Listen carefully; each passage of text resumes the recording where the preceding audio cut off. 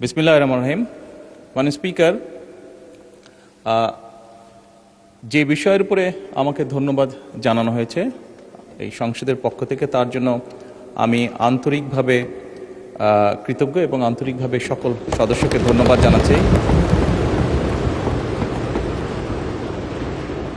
মাননীয় স্পিকার, এখানে মূল বিষয় এটি হচ্ছে যে বাংলাদেশের মানুষ আমাদেরকে দায়িত্ব দিয়েছে তাদের স্বার্থ দেখার জন্য।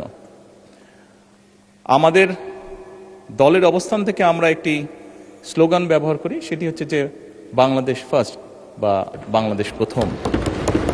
আমি যে কাজটি করার চেষ্টা করেছি মাননীয় স্পিকার, আমি আমার অবস্থান থেকে আমি আমার দেশের মানুষের স্বার্থ নিয়ে কথা বলার এবং সেই স্বার্থ রক্ষা করার চেষ্টা করেছি মাননীয় স্পিকার।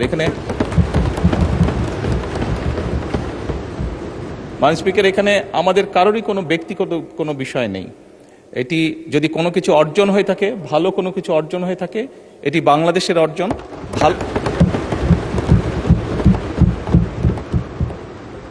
এই সফরের মাধ্যমে যদি দেশের মানুষের কোনো অর্জন হয়ে থাকে, সেটি এই দেশের মানুষের অর্জন মাননীয় স্পিকার।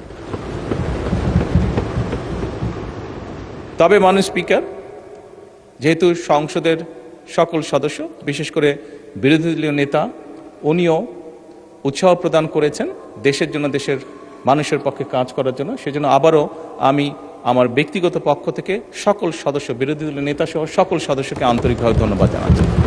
ধন্যবাদ।